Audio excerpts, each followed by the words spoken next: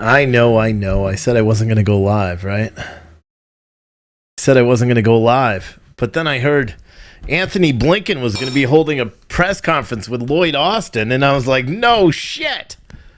I'm going to live stream that. Right? A joint press availability, which means that they are going to be holding a press conference with Australian Prime Minister and whoever the other person was. And I hope that the media is going to ask some questions that actually matter. Who knows? Who knows what is actually going to happen? But as soon as that starts, I'm going to cut over to it. Joe Biden is going to address the public in a short minute, too. He's going to deliver remarks on the economy. Now, for anyone that didn't know, unemployment numbers came in today for this past week, and, well, they were shit. Excuse the language, but, you know, we like to be honest here. Jobless numbers are down. Let me get to that article while we're waiting for this bull crap. Jobless claims shoot higher. So the jobless... Now, it's weird how they do it. I still have a really bad stiff neck. I apologize. If you see me, like, wincing and all that, it's because of my neck. And I don't know why. 3 days now, and it just gets worse and worse every single day. Probably end up having to go to a chiropractor or something because it's hurting me. Anyway, applications for U.S. unemployment benefits rose early September, 1 week after falling to an all-new pandemic low, but the increase partly stemmed from Hurricane Ida and is likely to prove temporary, so they say. Initial jobless benefit claims rose 20,000 to 322,000 in the week ended September 11th, the government said on Thursday. Economists polled the Wall Street Journal have estimated that new claims would total 318,000. Last week, jobless claims had tumbled to a pandemic-era low of 312,000. So if you're curious what that actually means, those are jobless claims. Those are new filings for unemployment. It's not continuing claims. Those are new claims. So that means in the past week, 332,000 people have filed new claims for unemployment assistance. So that means 332,000 people have lost their jobs. This is a number that President Biden always celebrates every week and says, people are getting back to work. The jobless claims are pandemic-era lows, the lowest they've been since March of 2022, or blah, blah, blah, when all the Democrats shut down their states. Pretty much everyone shut down their states. Let's not pretend it was just Democrats. So we're kind of waiting to see what happens with this, but keep in mind, every time that Joe Biden, and he's going to say it today, and I may actually cut over to that from the actual hearing because I think it'll be funny, just to fact check it and be like, haha, no, because he keeps saying we've added more jobs, you know, than in the past 40 years than any other president in the past 50 years, whatever he always says, which factually is incorrect because we're adding back jobs. He's not adding new jobs, we're adding back jobs, and we still have healthy unemployment numbers of what, 5.5 million or some shit like that? Stupid ass numbers. Excuse the language. What's the unemployment numbers today?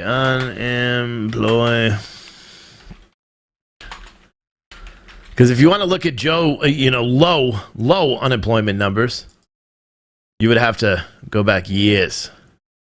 So February 22, we shot up 16%. Right now, this is the actual Bureau of Labor Statistics. Just 4.5% jobless during lockdowns. The unemployment rate now is meaningless. This is an interesting one. Oh, this is Australia. That's why. Let me see. The unemployment rate for August, 5.2, I think is what they're saying. The unemployment rate represents the number of unemployed as a percentage of the labor force. Labor force data are restricted to people 16 years of age or older who currently reside in one of the 50 states or the District of Columbia who do not reside in institutions like jails, mental facilities, homes for the aged, and who are not in active duty in the armed forces. So according to... where are we at? 5.2. So I think it's 5.2 million. Can't be right. Because it's saying that the highest we've ever had was 11 million. If that is the case, then that's pretty shitey. So if you look back to 4.2. Those numbers can't be right because it says during this time in the Trump administration we'd be at 4.2. Is that million? I don't know. I'm trying to figure it out. Press conference hasn't started yet. That's why I keep doing this to check to see if it is.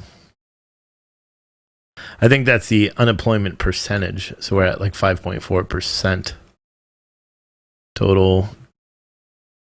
Yeah, in the week ending September, so this is the news release from this morning. In the week ending the 11th, the advanced figure for seasonally adjusted initial claims was 332, an increase of 20,000 from the previous week's revised levels. The previous week's level was revised up 2,000 from 310 to 312,000. The 4-week moving average was 335,750, which is a decrease in 4,250 from the previous week's revised average. This is the lowest level for the average since March of 2020 when it was 225,000. The previous week's average revised up by 500, blah, blah, blah, to 340, blah, blah, blah. Who cares? The advanced seasonally adjusted insured was 1.9, and in September 14, let me look at some of the stuff. So long story short, our country is still not in the great position, and so I'm curious as to what he's going to say. We'll have to say. So initial claims, does it have continuing claims? That's what I want to say. Okay, continued claims this year. Well, August 28th is the last day of reports. 12,106,000 people have continuously filed for unemployment benefits. Now, there's a huge portion of our workforce that doesn't actually, claim anything because, well, they just don't believe in unemployment. I'm one of those. Even when I've been unemployed or laid off from jobs, I don't file unemployment claims because I'm an able-bodied worker. I'll go get a job. No, it's interesting because if you look at last year at this time, we're at 30 million unemployed in September of last year, which it makes sense because the whole country was locked down, except BLM riots. Those were ongoing and consistent. What's interesting, August 21st, which is the week before, the jobless claims, they're bullshitting on these numbers. It doesn't make any sense. So August 21st, the week ending August 21st, we had 11,927,790 continuing claims. And then just a week later, we had 12,106,727 continued claims. So we went up 200,000 claims. Well, no, we went up 180,000 continued claims. That means of the people that initially filed unemployment benefits for the week of August 21st, also extended those benefits to the week of August 28th. Therefore, they were added to the continuing claims number. Long story short, our country is effed. Someone said you should try Bengay. I used to have this stuff. It was called No Something. I don't know what it was, but it wasn't as bad as Bengay. But I'm going to have to try something. I may drag the kids to CVS or ask my wife to pick up something on the way home because this is driving me nuts. She hates the smell of Bengay. And because of where it is on my shoulder, because it's like the whole thing. My wife tried to give me like a massage or something yesterday, which she did under threat of because she hates doing that too because I don't do massages in my house. So she hates doing it. But it's the amount of pain because it's different. It's like a it feels like someone is stabbing me. Sometimes like you'll see me like blink this eye because it feels, if I move just right, it feels like someone's stabbing me right behind the eye. But yeah, it's bad. Someone said, if you was able-bodied before, you have to get the jab before they hire you. I don't know what that means. Someone said rotate heat. Nice. Yeah. CBD cream helps you tremendously. I don't have any, so it doesn't help. I've been taking CBD. I've got the Just CBD. And if you guys haven't already, visit justcbdstore.com and use code CITIZEN20. CITIZEN20, and you'll get 20% off. But I use them. And then we also have the vape juice that goes in the vape, which is also CBD. BioFreeze is better than Bengay. Yeah, see, I don't remember what this stuff, what the powerlifting coach years ago told me about it, and I bought it. And I bet It's in this house somewhere. I bet it is. I just got to figure it out. And I remember when I moved here, we took out everything. It was on top of the dresser. It was in a white container. It was on top of the dresser. I put it all in a plastic bag with all the change from the change drawer and locks and keys and knives and bullets and stuff like that. Just random shit that I had lying around on the dresser. And that all went in a plastic bag. And I don't remember where the plastic bag is. So it's not helpful. But if I can find that plastic bag, then that's where it will be. Someone said I use BioFreeze on patients. Yeah, other people said go to a chiropractor. The only time I've gone to a chiropractor, the guy looked at my back and said no. He refused to give me an adjustment because of scoliosis. And he was like, yeah, not happening, buddy. Not gonna do it. Someone in our chat is ordering me to get rid of scammers that are in the chat. Apparently we have scammers that are in our chat. No Paz. I don't know what that means. No spa. No spa? What are you talking about? What are you talking about, Willis? Adam is trying to give me some sort of advice on something. And I think he's confusing what we're talking about because he's saying no spa. We're waiting for whichever press conference is going to start first. We have President Biden who's going to deliver remarks on the economy, and I kind of want to watch that just to hear what kind of bullshit he's going to say today. And then we also have Secretary Blinken, who is planning on holding a joint press availability with Lloyd Austin. So I'd love to see if the press is actually going to, go hard at him and be like, hey, man, you suck. Like, we have a lot of questions. You're going to try to answer them. What do you think about General Milley? You think he's a traitor? Those kind of things. Like, I wonder if the media will actually ask some questions, some good questions. And for some reason, even though I'm not playing video games right now, this is probably one of the reasons why it's so screwed on social media. Because it's saying that I'm playing video games on Facebook, even though I'm not playing video games on Facebook. And I guess we have a scammer. Oh, I see it. Goodbye, Maluk, blah, blah, blah. Oh, ban from stream.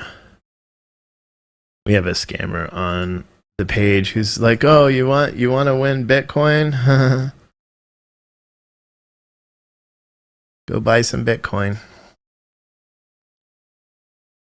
Oh, wow. They messaged everybody, didn't they?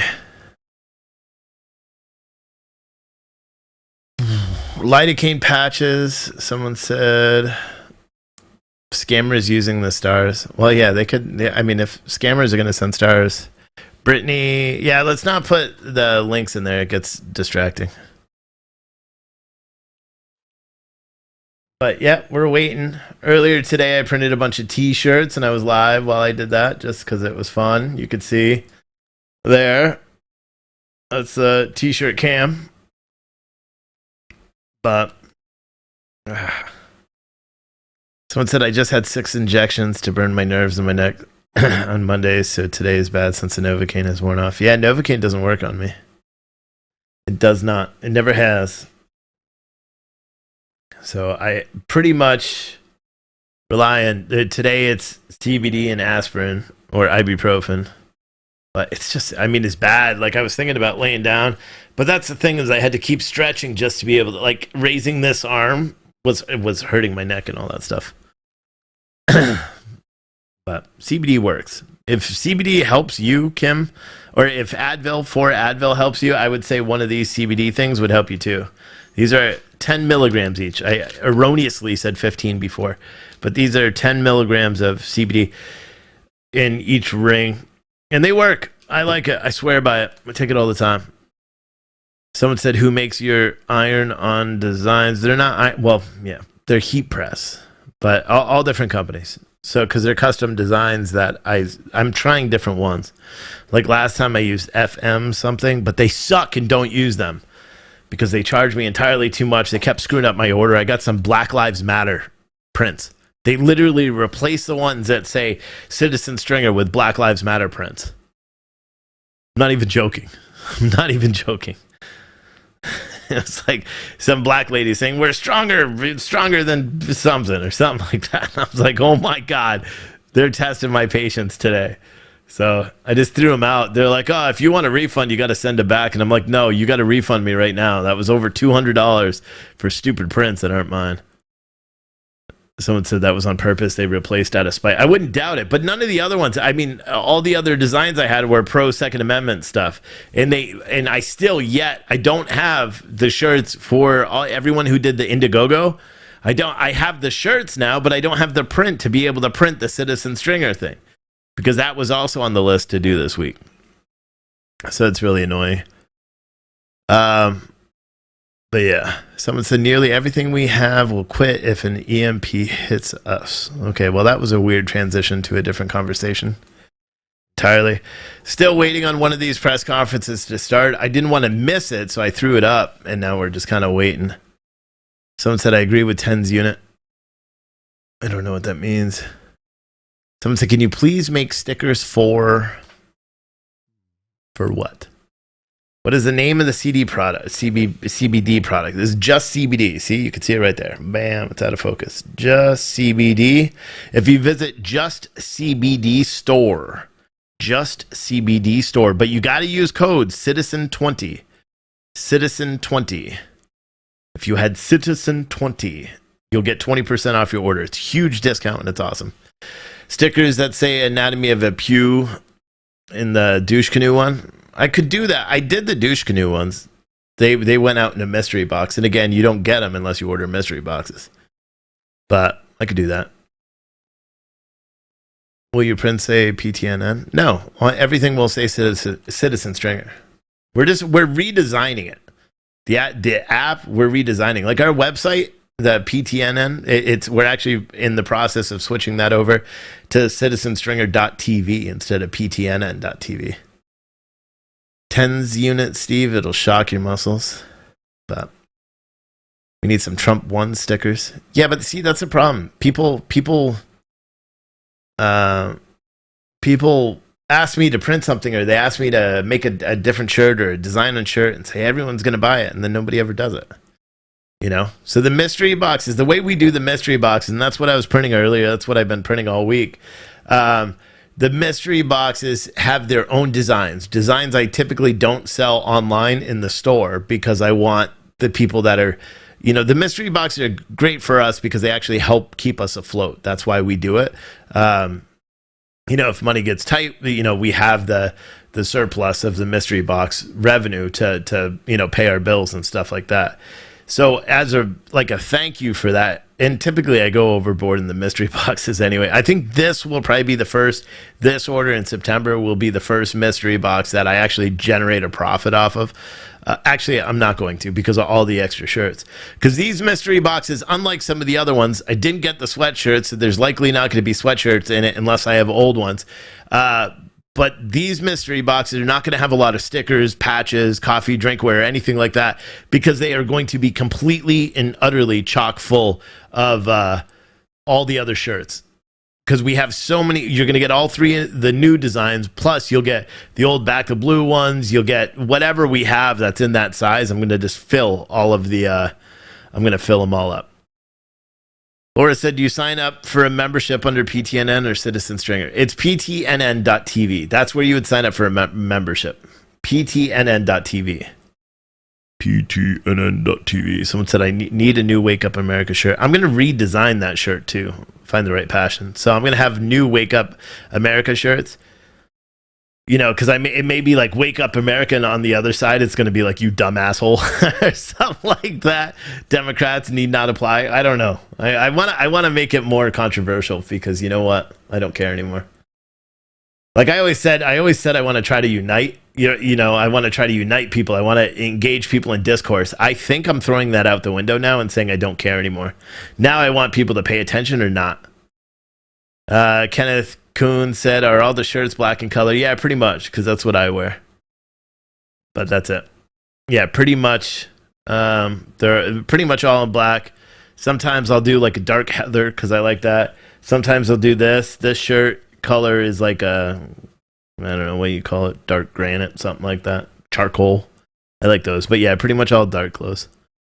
Wendy said, does the PTN yearly membership automatically renew? Yes, it does. So all the original people that signed up November of last year, the 2,500 of you that signed up initially and got locked in on that $12.99 per year plan, which we do not offer anymore.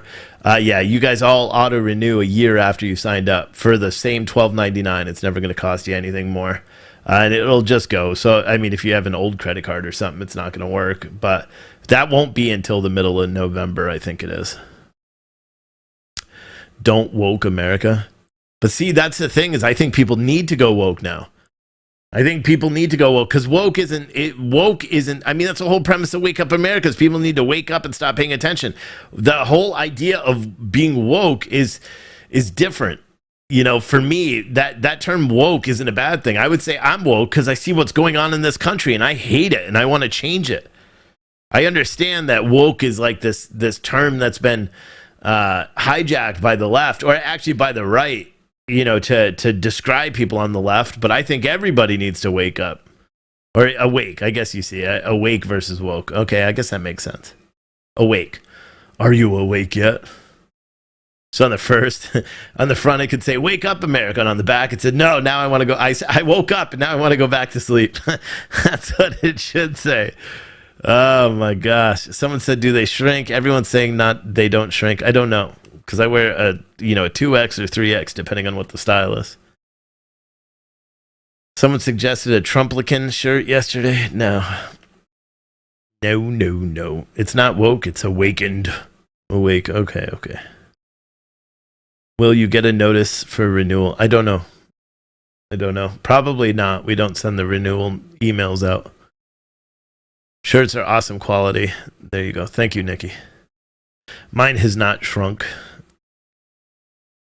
That's good. We don't want it to. And if you guys want to get in on the August mystery boxes while we're waiting for these stupid ass press conferences to go, you can do it over here. And yeah, for anyone that doesn't know, our PTNN, I'm going to have two new things that are going to start probably on Monday.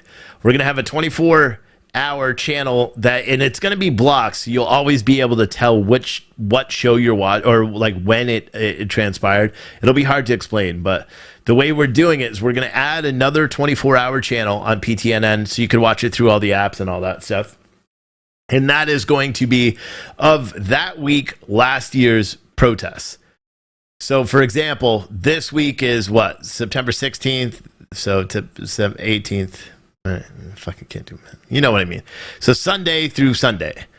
So, this week, so Monday, I'll do the next week, and then we'll play all the protest coverage and everything that I did over a year ago. We'll play that all. It'll play for the week, its entirety, all the late shows and all that up to 24 hours.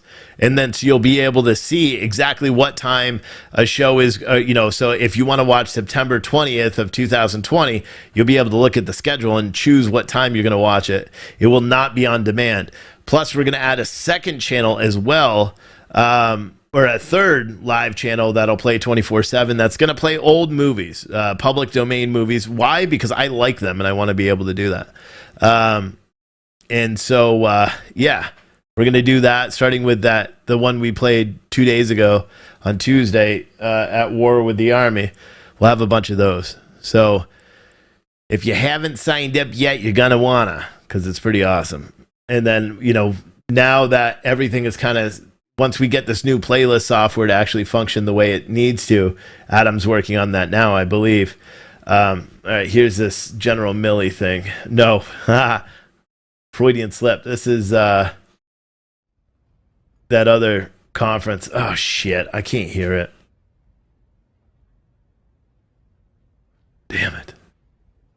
It hasn't started yet. But this is where you're going to have Lloyd Austin. You're going to have Secretary Blinken. You're going to have... Oh, they're not ready. They thought they were ready, but they're not ready.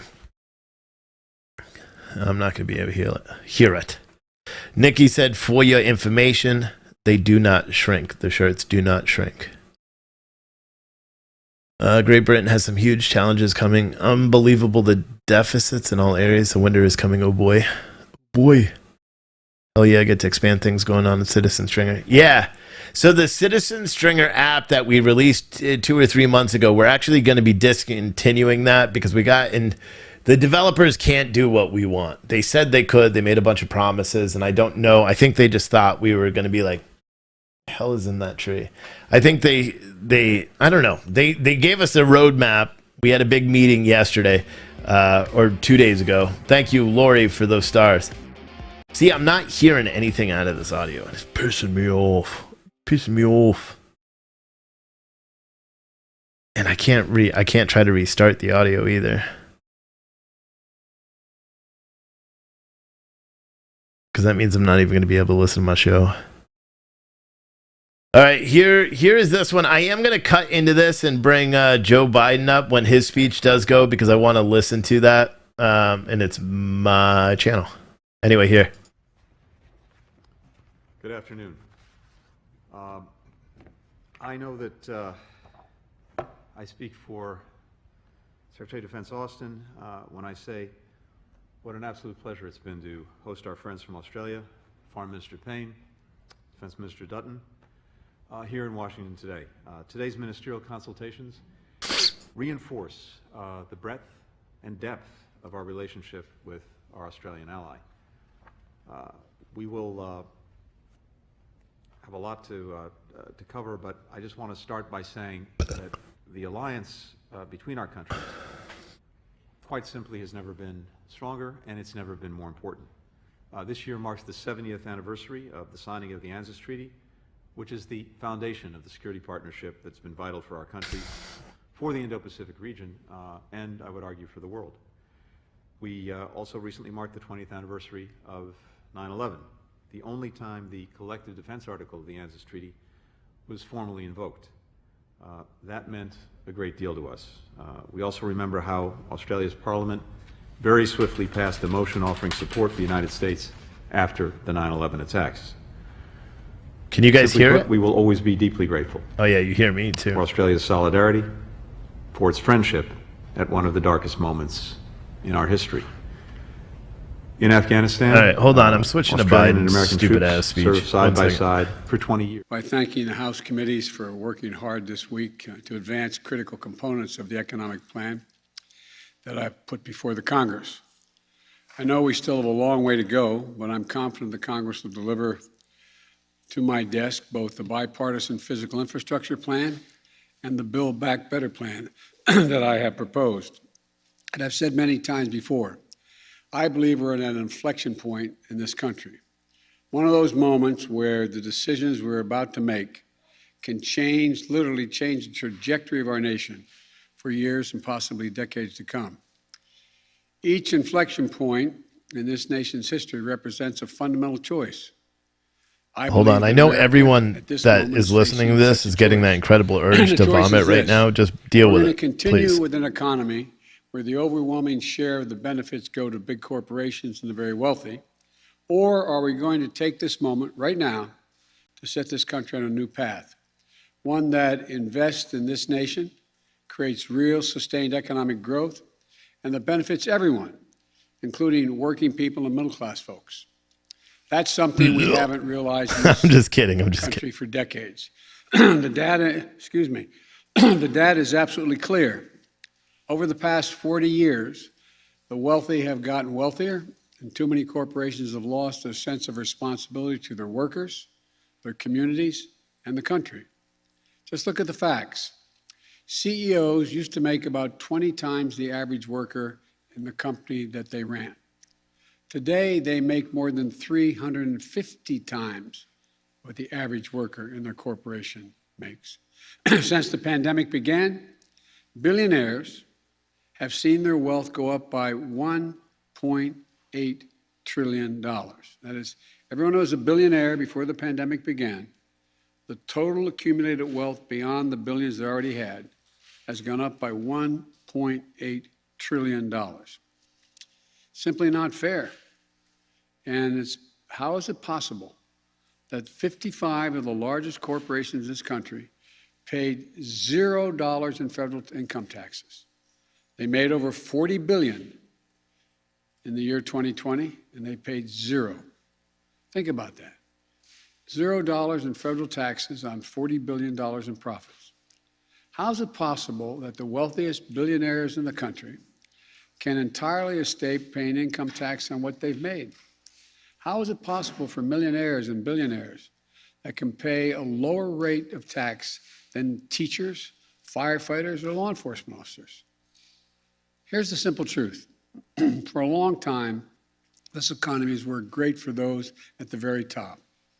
While ordinary, hardworking Americans, the people who built this country, have been basically cut out of the deal. And I've said this from the time I announced I was going to run. I believe this is a moment of potentially great change. This is our moment to deal working people back into the economy. This is our moment to prove the American people that their government works for them, not just for the big corporations and those at the very top. When I was sworn in as president, the nation was struggling to pull out of the worst economic crisis since the Great Depression. Job growth was anemic, with just over 60,000 new jobs per month in the 3 months before I was sworn in. Then we went to work and passed the American Rescue Plan back in March. And it worked. That's because the Democrats had everybody locked down. The last 3 months, Listen, we've been creating on average 750,000 new jobs per month. Our economy is growing at the fastest rate we've seen in nearly 40 years. I told you he was going to say Our recovery it. is unique in the world. We're the only developed country in the world whose economy is now bigger than it was before the pandemic. While this is all good news, I know many Americans are still struggling to make it through each and every day. For too many, it's harder and harder to pay the bills, food, gas, rent, health care. I get it. We still have a long way to go to get the economy where it needs to be. As I've said for a long time, coming out of this economic crisis as deep as the one we're in was never going to be easy, but we're doing it, and we can continue to do it. COVID, supply chain issues, bad actors seeking to profit off the pandemic are all contributing to the challenges we're facing. That's why I've made getting COVID under control my top priority from my first day as president. Like his whole presidency. Everything from our public health to our economy depends on this. We've made enormous progress against the virus through the summer, and now we put ourselves in a strong position to battle this Delta variant. That's why the actions I proposed on vaccines last week are so critical. From requiring federal workers to get vaccinated, requiring healthcare workers to be vaccinated, requiring employers with over 100 employees to institute vaccine and/or test protocols, calling on for them to be able to know what their employees are doing before they walk through the door, calling for vaccine or test requirements to enter big venues, and a whole series of steps I propose to protect our kids in schools. Wall Street firms have analyzed the impact of these plans, and they're projecting that these new requirements will help 12 million more Americans get vaccinated, which will help more businesses stay open and more Americans back to work. The data shows that the overwhelming majority of Americans agree with my proposal. There's no surprise. There's no way that that's true. American adults have already gotten at least one shot. But we're facing a lot of pushback, especially from some of the Republican governors. The governors of Florida and Texas are doing everything they can to undermine the life-saving requirements that I proposed. And some of the same governors attacking me are in states with the strictest vaccine mandates for children attending school in the entire country. For example, in Mississippi, children are required to be vaccinated against measles, mumps, rubella, chickenpox, hepatitis B, polio, tetanus, and more. These are state requirements. But in the midst of a pandemic that has already taken over 660,000 lives, I propose a requirement for COVID vaccines, and the governor of that state calls it, quote, a tyrannical type move. A tyrannical type move? This is the worst kind of politics, because it's putting the lives of citizens of their states, especially children, at risk, and I refuse to give in to it. These policies are what the science tells us we need to do. They're going to save lives. They'll protect our economic recovery as well and allow the economy to continue to grow. We're also going after the bad actors and pandemic profiteers in our economy. There's lots of evidence that gas prices should be going down, but they haven't. We're taking a close look at that. Taxpayers in this country also have paid for extraordinary effort to keep our country going over the past year or so. Unlike the last administration, which resisted oversight and allowed taxpayers to be victimized by fraud, we're working hard to protect vulnerable Americans from having their identity stolen. As a consequence, their unemployment checks stolen as well. And we're going to offer organized criminals, we're going to go after organized criminals that defraud America or misuse COVID funds. Look, we're also taking a closer look at places in our economy where fewer and fewer corporate giants are controlling more and more of the marketplace in the areas they work. Just look at agriculture and the food industry. A very small number of giant corporations now dominate the market, which gives them the ability to drive up prices because they face so little competition.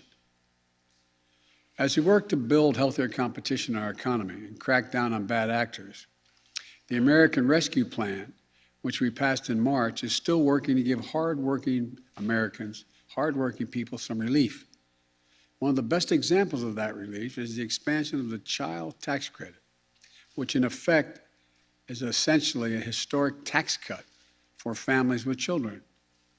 Just yesterday, 39 million working moms and dads got their direct payment. That money is going to help cover groceries, the mortgage, new pairs of shoes, all the things that kids need. It's a tax cut for working families. So, we're working to provide as much relief as we can right now to American families, but here's the truth. Yes, the pandemic has caused a lot of economic problems in the country, but the fact is our economy faced challenges long before this pandemic struck. Working people were struggling to make it long before the pandemic arrived. Big corporations and the very wealthy were doing very well before the pandemic. That's why I've said, starting back in my campaign for president, that it's not enough to just build back. We have to build back better than before. And that's how it all begins. Big corporations and the super wealthy have to start paying their fair share of taxes. It's long overdue. I'm not out to punish anyone. I'm a capitalist. If you can make $1 million or $1 billion, that's great. God bless you. All I'm asking is you pay your fair share. Pay your fair share, just like middle-class folks do. But that isn't happening now. Today in this country right now, the top 1%, for example, evade an estimated $160 billion in taxes that they owe each year. Not new taxes, taxes that they owe. And the way it works is this. If you're a typical American, like I suspect most of the press people sitting in front of me here, you pay your taxes. Why? Because you get a W-2 form. It comes in the mail every year. The IRS gets that information as well. Your taxes get deducted from your paycheck, and you pay what is owed beyond that. That's why 99% of working people pay the taxes they owe. But that's not how it works for people with tens of millions of dollars. They play by a different set of rules, and they're often not employees themselves. So the IRS can't see what they make and can't tell if they're cheating. That's how many of the top 1% get away with paying virtually nothing. It's estimated by serious economists that that number is about $160 billion collectively owed each year that doesn't get paid. It's not an even playing field. My plan would help solve that. For example, it would give the IRS the resources it needs to keep up with the lawyers and accountants and the super wealthy. It would ask just for 2 pieces of information from the banks of these folks, that amounts that come into their bank accounts and what amounts go out of their bank accounts. so that the wealthy can no longer hide what they're making, and they can finally begin to pay their fair share of what they owe. That isn't about raising their taxes. It's about the super wealthy finally beginning to pay what they owe, what the existing tax code calls for. Just like hardworking Americans do all over this country every tax day. Look, and like I said just a few minutes ago, 55 most profitable corporations in America paid zero in federal income taxes on what amounted to $40 billion in profit. Not a penny. That's not right. My economic plan will change that. Not punish anybody, just make them pay their fair share. But my Republican friends in Congress don't want to change the law. So what are they doing? They're attacking me and my plan, which is fine. But if you're going to have a debate, let's have an honest debate. My Republican friends are attacking my plan, saying it's big spending. Let me remind you, these are the same folks who just 4 years ago passed the Trump tax cut, totaling almost $2 trillion in tax cuts, a giant giveaway to the largest corporations in the top 1%. And listen to this, almost none of that $2 trillion tax cut was paid for. It just ballooned the federal deficit. In fact, the unpaid bills racked up by the last administration are projected to increase the national debt by more than $8 trillion over time. What I'm proposing is totally different from that approach for three reasons. First, my plan is paid for. It's fiscally responsible because our investments are paid for by making sure that corporations and wealthy Americans pay their fair share. Second, we're not going to raise taxes on anyone making under $400,000. That's a lot of money. Some of my liberal friends are saying it should be lower than that. But only corporations and people making over $400,000 a year are going to pay any additional tax. And third, not only will no one making under $400,000 see their taxes go up, the middle class are going to get some tax cuts, some breaks. My plan benefits ordinary Americans, not those at the top who don't need the help. It's a historic middle-class tax cut, cutting taxes for over 50 million families. My Republican friends are making a different choice, though. They'd rather protect the tax breaks of those at the very top than give tax breaks to working families. It's that simple. But let me ask you this. Where is it written that all the tax breaks in the American tax code go to corporations and the very top? I think it's enough. I'm tired of it. For me, it's pretty simple. It's about time working people got the tax breaks in this country. That's what my plan does. And here's what it also does. By asking big corporations and the very wealthy to pay their fair share, it makes it possible to invest in America, to invest in the American people. According to leading economists, forecasters like Moody's and major international financial institutions, my plan will create jobs, make us more competitive, and grow our economy and lessen, not increase, inflationary pressure.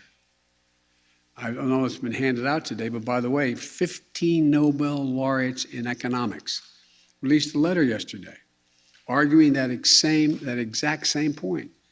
They said, and I quote, and this is from 15 Nobel laureates in economics, quote, because this agenda, the one I'm talking about, mine, because this agenda invests in long-term economic capacity and will enhance the ability of more Americans to participate productively in the economy, it will ease long-term inflationary pressures. It will ease it. Let me highlight just a few provisions of my plan. I know this is long and I apologize, but it's important, I think. My plan lowers the cost of daycare and childcare and elder care for families. And the added benefit of allowing millions of people, mostly women, who are not able to go back to work because of very young family members or elderly people they're taking care of. Allow them to go back to work. It's estimated in the millions can't go back. It lowers health care premiums for millions of families. It lowers prescription drug costs by giving Medicare the power to negotiate lower drug prices. And it strengthens Medicare by adding dental, vision, and hearing coverage for if you're on Medicare. It also extends a tax cut for families with kids that we passed in the American Rescue Plan in March. All of this will mean thousands of dollars in savings for the average American family on some of the toughest and most important bills they have to pay every month. My Republican friends talk a lot about inflation, but if you want to talk about actually lowering the cost of living for people in this country, my plan does just that. By strengthening the capacity of our economy, it will also reduce inflationary pressures over the long run. Here's something else my plan does. It confronts the crisis of extreme weather events that we're seeing all around us and around the world, but just here in America. We see it everywhere. We know it's real. In just the past few weeks, and there's more to come, I've seen the destruction of hurricanes in Louisiana, where winds got up to gusts to 179 miles an hour. A deadly toll from flooding in New York, where 20 inches of rain, in New Jersey, more than 11 inches of rain in some areas. More than 5 million acres of our lands and communities have burned to the ground in wildfires just this year alone. That's more than the size of the entire state of New Jersey burned to the ground. When I was out in California, I flew over some of these areas. In addition, there's a severe drought in the West and the Midwest. There's a blinking code red out there for the nation. We can't wait to act. Extreme weather, just last year, cost the American public $99 billion in damage. $99 billion in damage last year. And unfortunately, we're likely to break that record this year. And the evidence is overwhelming that every dollar we invest in resilience saves $6 down the road when the next fire doesn't spread as widely or the power station holds up against a storm. We need to rebuild with resilience in mind, so roads are built higher, levees are built made more stronger, transmission lines are better protected, and so much more. You know, I hope we're past debating climate change in this country. Now we have to act, and we have to act fast. And my plan does that. Let me end with this. This pandemic has been god-awful for so many reasons. The lost lives, as I said, over 660,000. The jobs, the businesses lost, the lost time in school for our kids. But it does present us with an opportunity. We can build an economy that gives working people a fair shot this time. We can restore some sanity and fairness to our tax code. We can make the investments that we know are long overdue in this nation. That's exactly what my bipartisan infrastructure plan does. I should say our bipartisan infrastructure plan does. Investments in roads, bridges, highways, clean water in every home and every school, universal broadband, quality, affordable places for families to live. And we can invest in our people, giving our families a little help with their toughest expenses, like daycare, childcare, elder care, prescription drugs, health care, preparing our young people to compete against any country in the world with preschool and community college. We can confront this crisis of extreme weather and climate change and not only protect our communities, but create new opportunities, new industries, and new jobs. In short, this is an opportunity to be the nation we know we can be. A nation where all of us, not just those at the top, are getting to share the benefits of a growing economy in the years ahead. Let's not squander this moment trying to preserve an economy that hasn't worked too well for Americans for a long time. Let's not look backward, just trying to rebuild what we had. Let's look forward together as one America, not to build back, but to build back better. Thank you all very much. God bless you all. May God protect our troops. Thank you.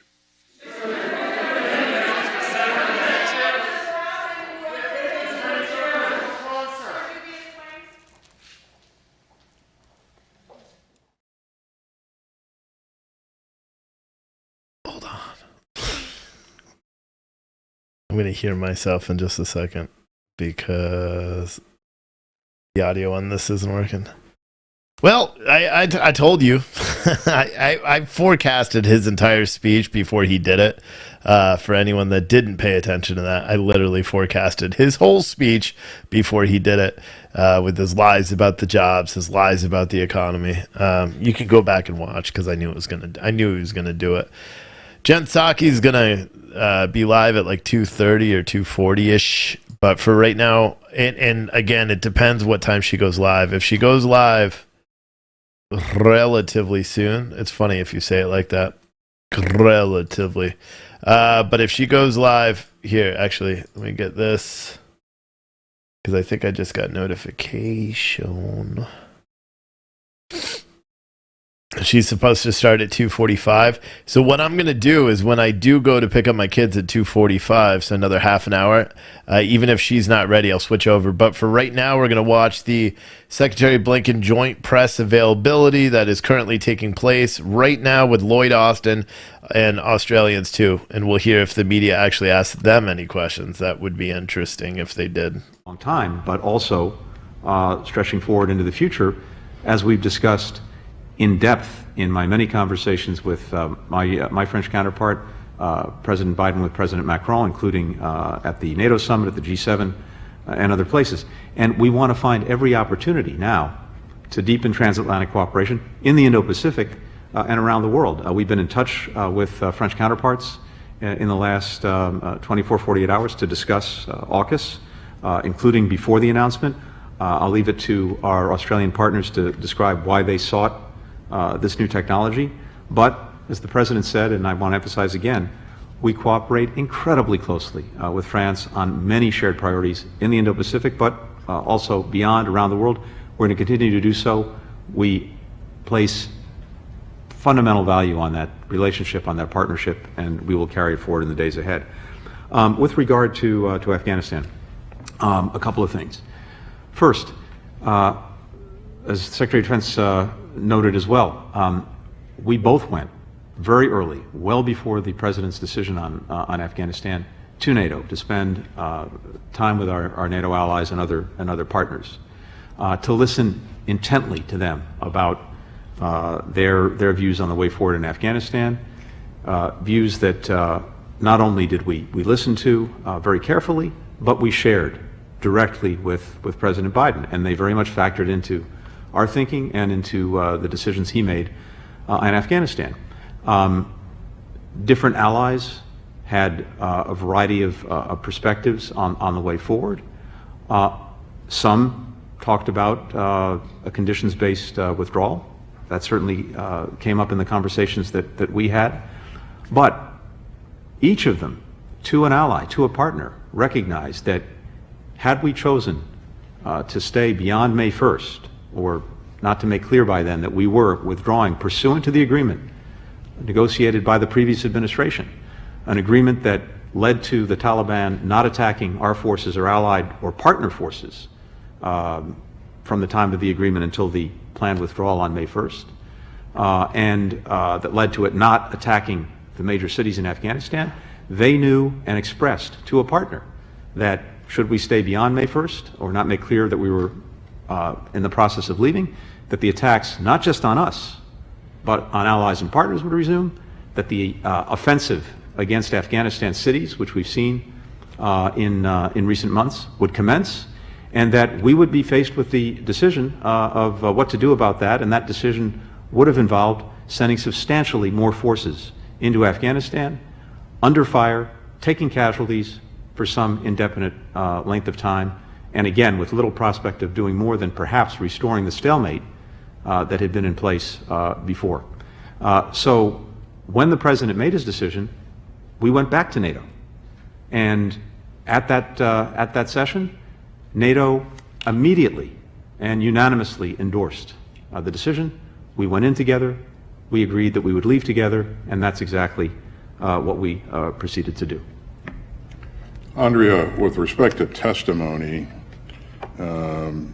as you probably know, I am scheduled to testify in front of the Senate Armed Services Committee on the 28th of this month, and then the House Armed Services Committee on the 29th of this month. And so I will appear, as Tony did, before my respective committee and have an opportunity to address some of the issues that you raised.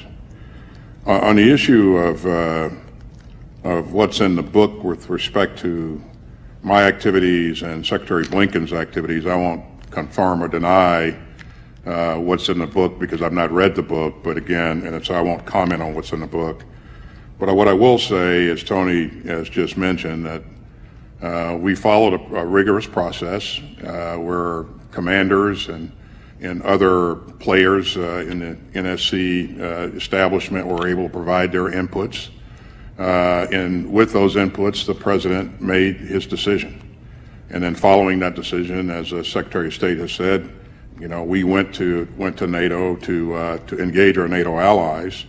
And then beyond that, once we laid the plan for retrograding our equipment and people, we synchronized that plan with our allies to make sure that we had everyone and everything accounted for. And finally, regarding General Milley, again, all of what's in that book happened before I became Secretary of Defense, so I can't comment on that as well, and certainly I won't comment on what's in the book. I have confidence in General Milley. And what about the demands from the Republicans? What would you say to them? I don't have a comment there, Andrea. So. We'll turn to Greg Jennett of ABC News.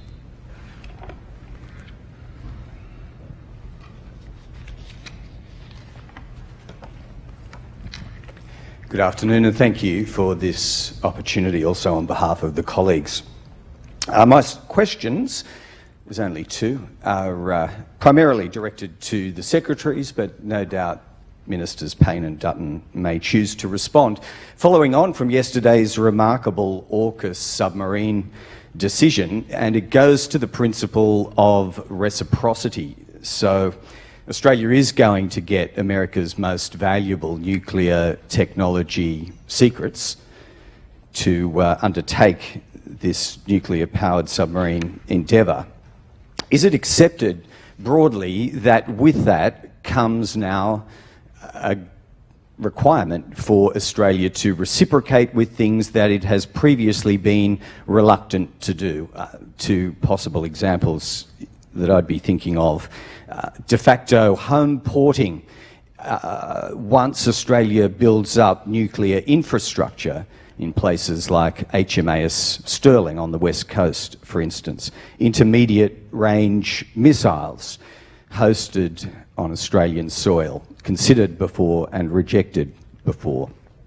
And then the second question, just to follow up and sketch out further the enhanced force posture initiatives that have been endorsed today. Minister Dutton, you've given us a very broad outline, all categories of aircraft, plus the logistics and the maintenance. Could you expand any further, but with particular reference to the scale here, given the Marines training in the north? I think the number is about 5,000. At any given point in time, what might the enhanced US force posture position be in and around Australia? Thank you. I can simply say that from my perspective, there are no follow-on reciprocal requirements of any kind. This is a partnership. This is a cooperative agreement with us, with Australia, with the United Kingdom. And any future decisions on issues such as the ones you've mentioned are, of course, sovereign decisions for Australia to make. Yeah, we certainly didn't go into this with a quid pro quo mindset, and we've not outlined any specific reciprocal requirements. Again, we look to strengthen a partnership that is already very strong. And Australia has been with us through thick and thin in a number of different, through a number of different challenges, and we look forward to building additional capability here, but also in some of the things that you mentioned earlier. So. Well, Greg, thank you for your question. A couple of points. One is that we have, as the Prime Minister and I and Maurice, others have pointed out regularly in our meetings with the media, highlighted the fact that we see incredible uncertainty within the Indo-Pacific. It's formed the basis of much of our discussion here with our colleagues. Very significant uncertainty, and more so than any time since the Second World War. And we do believe it's in Australia's national security interests to deepen our relationship with the United States, with other partners, including through the Quad. ASEAN will always have primacy within the Asia-Pacific, but there's a collaboration between like-mindeds that want continued peace in our region. And from my perspective, Australia leads that pack. We want to make sure that peace prevails in the Indo-Pacific, and all of which we're doing as part of this discussion and many others that we've had in the preceding days and months before now, has all been designed to continue that peace in our region. So I do have an aspiration to make sure that we can increase the numbers of troops through the rotations. The air capability will be enhanced, our maritime capability enhanced, and certainly the force posture enhanced. And if that includes basing and includes the storage of different ordnances, I think that is in Australia's best interest, in our national interests at this point in time, and that's something that I'll be continuing to pursue. And we have in principle agreement around a number of issues related to this now as a result of these discussions. So I'm very grateful for the support of the United States in this regard. I'll just finish on this point, and I should have made it clear in my opening remarks. We are very, very grateful for the support of the United States in Afghanistan, for us to take out 4,100 people, and Maurice really led this work for us in Australia.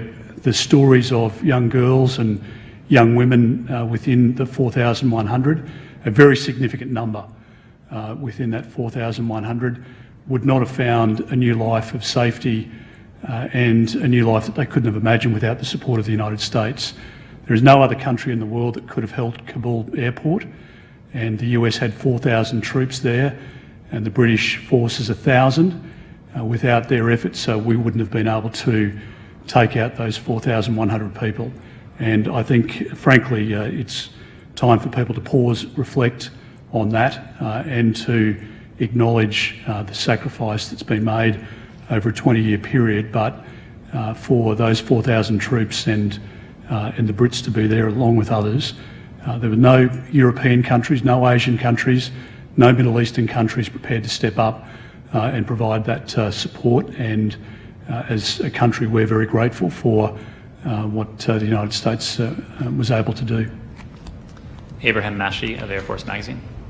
Thank you so much. My question is directed at Secretary Austin. Oh, thank you, Secretary Austin, and of course, Minister Dutton, you're invited as well to respond.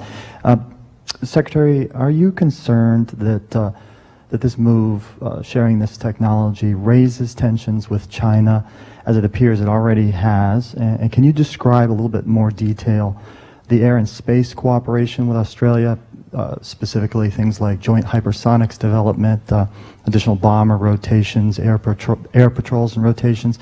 And there's been some allusion to force posture. Could you give some specifics, numbers, how soon we might see those increases? Thank you so much. Yeah, so on the issue of China, let me just emphasize up front that, you know, this agreement, this relationship is not aimed at anything or anyone.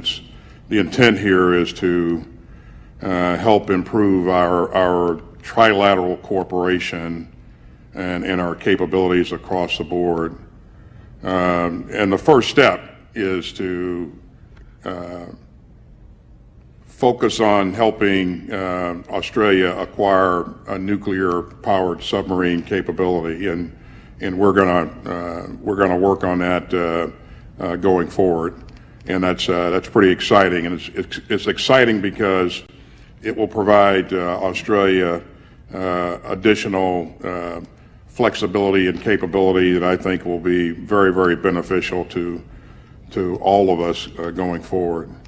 But we will continue to explore many of the things that you just mentioned in terms of greater and more frequent engagement and with our air capabilities, more training opportunities for our ground forces, and increasing our logistical footprint in Australia as well. And again, there are a number of things that we've worked together to outline, which I won't go into today, but this is a pretty exciting opportunity for us. Well, I'll just add very briefly to that. This is not the first time that we've seen different outbursts from China in terms of Australia's position.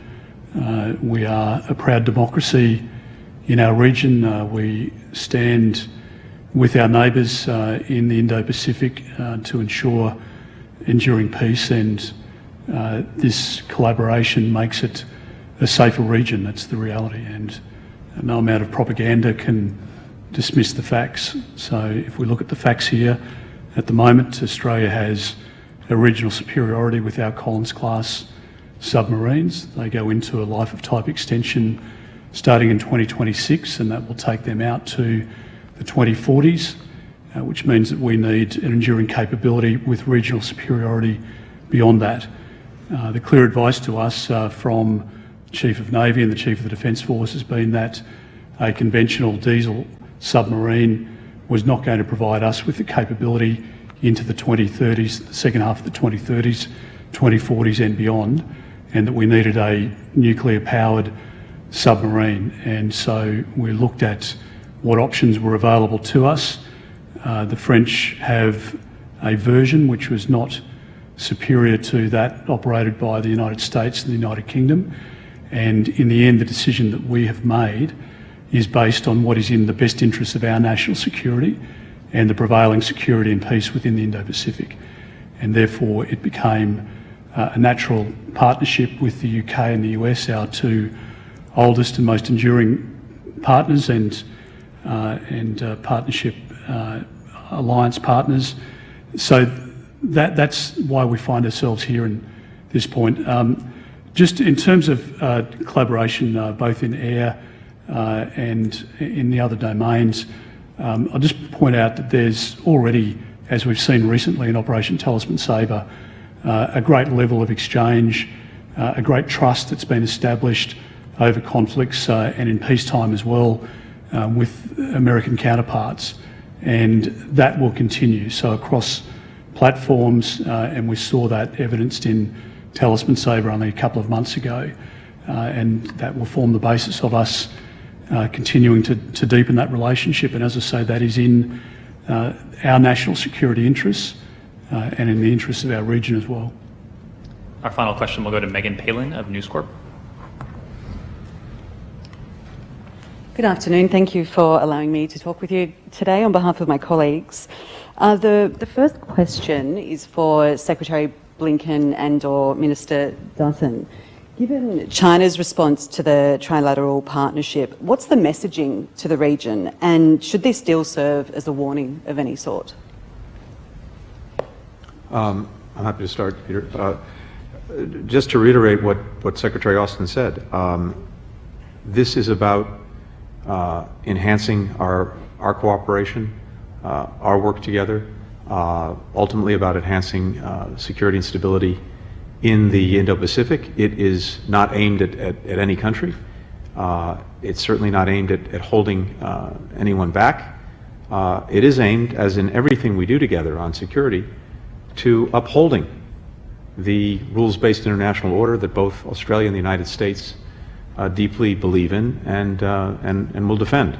That's what this is about. I think The other point to add to that is that Australia takes its sovereignty seriously, and we have a desire in our region to work with Indonesia, with India, with Vietnam, with South Korea, countries with whom we have very close relations, and they understand the values that we adhere to and that we've been consistently adhered to for a long period of time. We believe in the rules-based order, as Secretary Blinken points out, and I mean our motivation, our posture has been consistent and unambiguous. We believe that millions of people within our region are living a better life today because we've endured peace largely since the Second World War, and we want that to continue. And so there is a deterrence element to our acquisition and to the maintenance of our defence program, and we've been, again, consistent in the way in which we've been honest with our neighbours, and that will continue. China has said that it threatens stability in the region. Do you consider that a threat? And just finally, Minister Payne, you mentioned before that Australia was still seeking dialogue with China following the announcement. Has there been any progress on that? And what is the key message that you want to get across? Well, no, I don't see it as a threat, Maurice. We've been very consistent in reiterating our desire to have constructive engagement with China, and we have consistently reiterated that we place great importance on the relationship. But as we engage with China, we'll always consider our own national interest, as any sovereign nation would, as the Minister for Defence has stated here today. We are open to dialogue. The Prime Minister said... Hold on. All right, so what I'm going to do is I'm going to put up the White House press conference. It's supposed to start any minute. I got to go pick up my kids. So you're going to hear some dead air until it does start, but I don't want us to miss it. So I'm going to throw that up on the screen. There's not a lot going on with this other meeting that we're watching. White House press conference starting right now. Look at the timing. Yeah, and then when it's over, I'm just going to end it. But we'll see you in a little bit. Thanks for watching.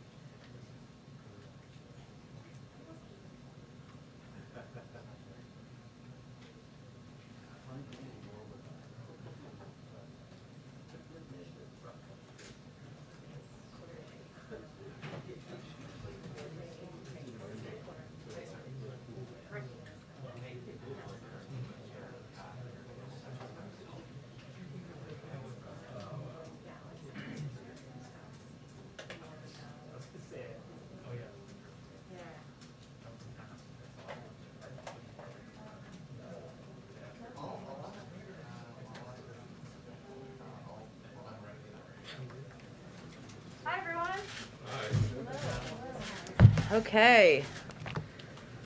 A couple items for all of you at the top.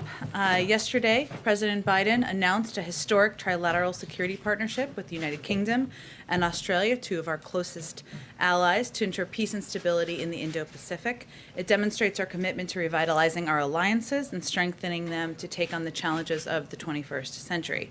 As we've said, we're committed to strengthening historic bonds and working through new configurations like the Quad and AUKUS. A free and open Indo-Pacific region is critical to the security and prosperity of the American people, and this partnership will help defend our interests there for generations. As the leaders made clear, we believe this new initiative is especially important given the changing strategic environment in the region. We will continue to work with our allies and partners, including in Europe, to maintain a free and open Indo-Pacific, and we're looking forward to our continued cooperation in this critical region. Also wanted to highlight that yesterday, the Business Roundtable, which represents many of America's leading companies, sent a letter urging Congress to act swiftly to address the debt ceiling, underscoring that Congress, quote, Congress has the authority to lift the debt ceiling to safeguard the full faith and credit of the United States and the responsibility to do so. They warned of the catastrophic economic consequences of failing to address the debt limit, saying it would, quote, produce an otherwise avoidable crisis and pose unacceptable risk to the nation's economic growth, job creation, and financial markets. Of course, we agree.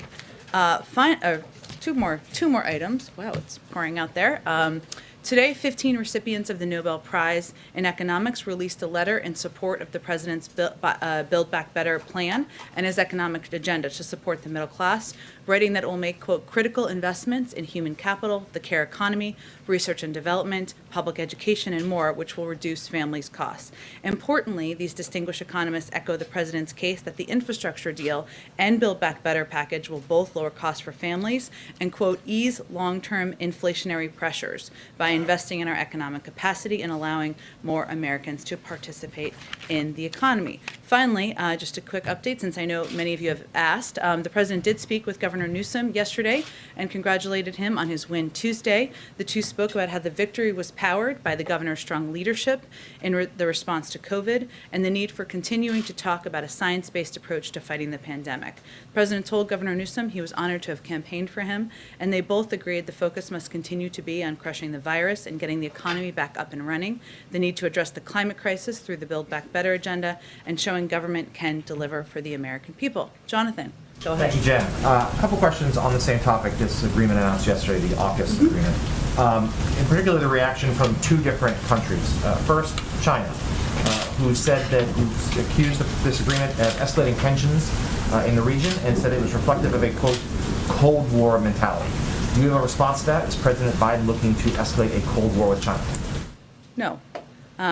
This partnership announced yesterday is not about any one country. This is about advancing our strategic interests, the strategic interests of the United States, upholding the international rules-based order, and promoting peace and stability in the Indo-Pacific.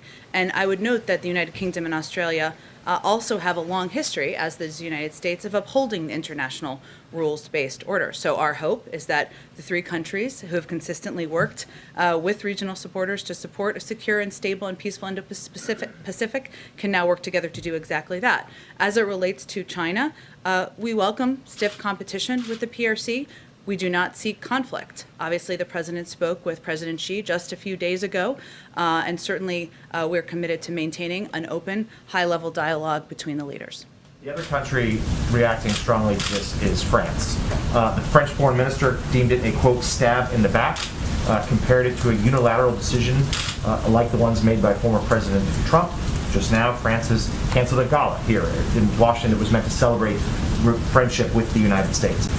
What reaction do you have to France's rather outraged response to this agreement? Well, I would first say that we value our relationship and our partnership with France on a variety of issues facing the global community, whether it's economic growth or whether it's the fight against COVID or addressing security throughout the world. And that has been a long-standing partnership for many, many years. I would leave it, of course, to our Australian partners to describe why they sought this new technology and why they pursued this technology from the United States. As you know, part of their issue is that there was a purchase of technology that Australia had made with the French. But we'll let Australia speak to that and why they purchased this technology. We cooperate closely with France, as the president said yesterday. We have a range of shared priorities in the Indo-Pacific, and that will certainly continue. We don't see this from our end as a regional divide. We see this as areas and security issues that we want to take on together. Last one, and then I'll hand off. On the same subject, the French have also said that this is undermining relations with the U.S. and its European partners, and they said they were blindsided by this deal. Did President Biden or the administration convey ahead of time to France that this was coming? Do they plan to speak today? I don't have any preview of calls for you. I will say that I'm sure the president will speak at a high level soon. But we are engaged closely, and we were engaged in advance of this announcement with leaders in France about this purchase. They were aware in advance of the announcement, yes. Go ahead. Thanks, Jen. I want to ask you about some recent vaccine misinformation that's been out there and ask you to clarify. There seems to be a difference of opinion between Nicki Minaj and the White House about what she was invited to do. Did the White House extend an invitation to Nicki Minaj to come here? Well, first, we don't see this as a point of tension or disagreement. I want you all to know that we engage all the time with people who have big public platforms or profiles. Some of them we talk about, some of them are here, some of them you don't even know about because they're just looking for questions to be answered. We offered a call with Nicki Minaj and one of our doctors to answer questions she had about the safety and effectiveness of the vaccine. This is pretty standard and something we do all the time. It was a very early stage call at a staff level, staff to staff, and we weren't even at the point of discussing, or we're not even at the point of discussing, I should say at this point, the mechanisms or the format or anything along those lines. It was simply an offer to have a conversation and an early stage call. And do you think that's going to happen? We'll see. I don't have anything to predict for you. What kind of responsibility do you think someone like Nicki Minaj has, someone with a really big platform, when it comes to talking about the vaccine? Well, our hope is that anyone who has a big platform is going to project accurate information about the effectiveness of the vaccine, the safety of the vaccine, and the availability of the vaccine. At the same time, and both can be true, we also recognize that people have questions out there. They have questions they want to have answered by their doctors. We have doctors who can answer questions. And this is something, again, in our outreach to celebrities, it follows a pretty standard process. We, officials who are working on these issues and engage in regular conversations, offer to answer questions, offer to do that privately sometimes. Sometimes it's done publicly. And I would say that if we believed that everybody who had skepticism about the vaccine wasn't someone we should engage with or talk to, we wouldn't have made the progress we've made. I mean, remember back in December, only 33% of the American people were open to getting vaccinated. Now more than 75% have had at least one shot. So part of our strategy and our objective from the beginning has been engaging with people who have questions to help answer their questions. Go ahead. I'd like to ask you a little bit more about the some of what's detailed in the upcoming book of Woodward and Costa. Specifically in the area of the president taking or not taking the advice of Secretaries Austin and Blinken. We've seen the president defend his decision to exit Afghanistan in the way that he did. But as the public may see this and read this and say, top close officials suggested a slower path out. The public watched what happened with some of the chaotic things. What should we take from that in terms of how the president processes the information his advisors are giving? And does he have any second thoughts about not taking the gated, slower approach that's described? Well, I think what people should take, one, let me first say, I'm not going to confirm or substantiate anonymous, unconfirmed reports in a book. But I think you're asking an important question, which is how does the president take a range of advice from different people? And sometimes it's conflicting with each other as well, of course. First, what we've said from the beginning as it relates to Afghanistan is the president asked his team to present to him clear assessment, candid advice on the path forward. Everyone knew coming into the beginning of the administration, he knew, the vice president knew, the national security team knew that we were in a situation facing a May 1st timeline of either getting our troops out or facing conflict with the Taliban. That's what we walked into and the circumstances we were discussing. What we also know now is that given it took 6,000 troops to protect the airport, this was not a scenario where it was either maintain the status quo. The president never felt that was a real viable option. And now we looked at 6,000 troops were needed to protect the airport. That wouldn't have been a viable option. It was not the status quo or withdraw. It was withdraw or increase troops. And that's how he saw the decision. One of the things that Secretary Blinken talked about was the concern about European partners. Jonathan was asking about questions related to European partners being upset now. Is there a tension point between the president, who talked about being a steady hand, and normal relationships? When the French are mad today, other NATO partners and others were unhappy about the exit. Is there an issue there where the president is going it without consideration of those partners? I don't think the president sees it as without consideration. There was extensive consultation. There was extensive briefings, both at the Secretary of State's level, at the Secretary of Defense's level, in advance of the president's announcement in May about his decision to withdraw our military presence in Afghanistan. It doesn't mean that all of our allies and partners are going to always agree with everything we do, nor do we always agree with everything they do. But sustainable and good diplomatic relationships mean you work where you can agree and you sustain strong partnerships to address global issues in the world regardless. I think what the president's view is here is that his decision to withdraw our true presence in Afghanistan was, as he's talked about extensively, in large part because he felt it was a 20-year war that had gone on far too long, that did not have a military outcome that would be successful, and that it was in our national interest to do so. Also, our resources as a country, as a national security team, are not unlimited.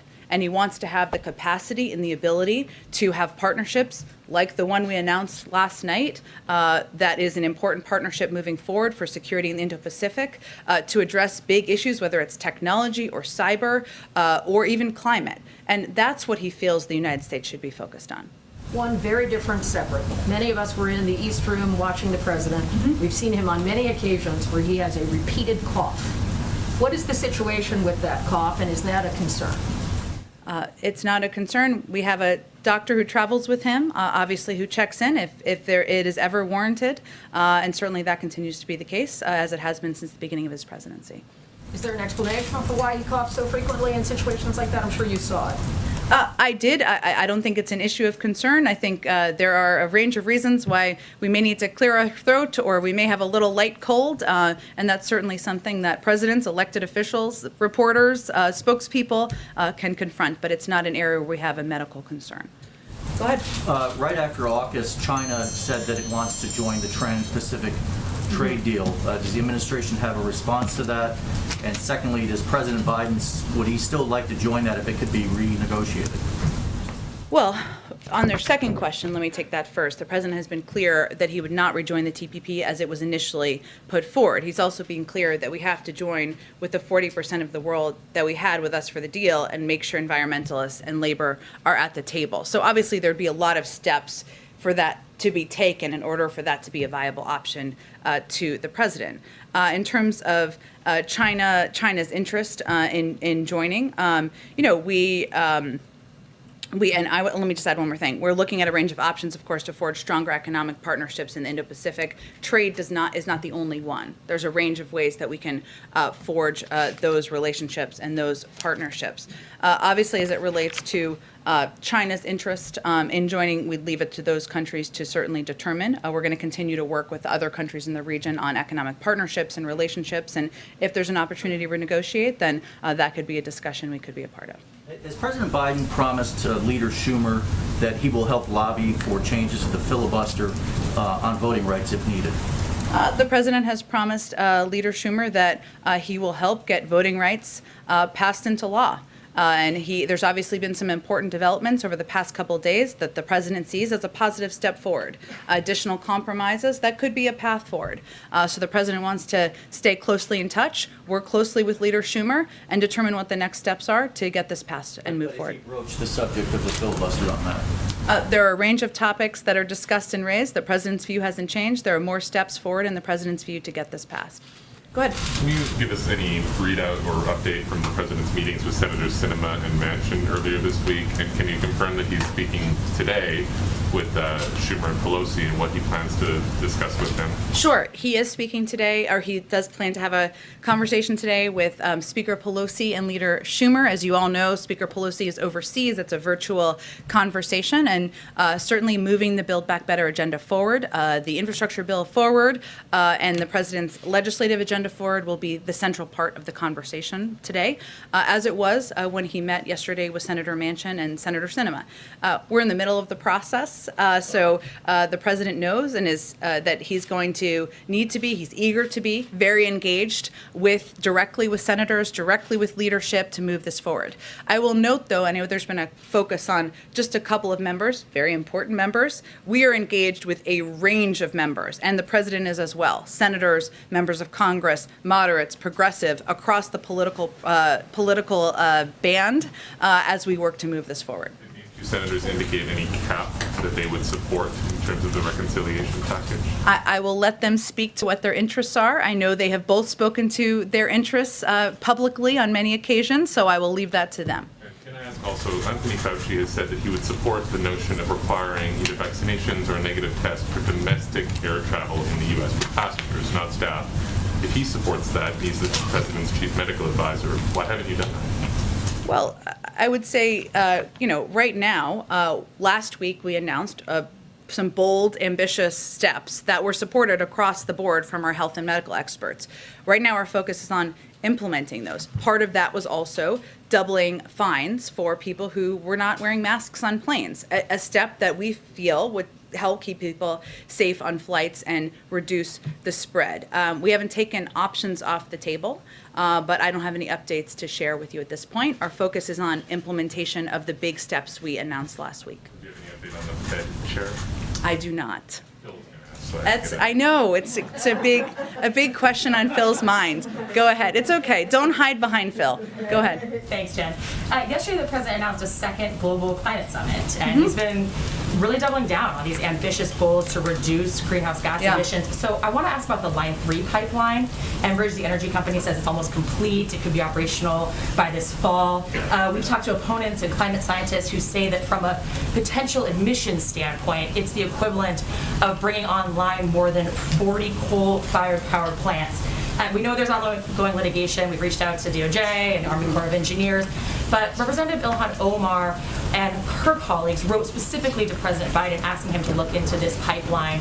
I just want to know if the president's reviewed that letter, if he plans to respond. Does the president plan to consider, is the president even considering asking the Army Corps of Engineers to review some of their permits on this one?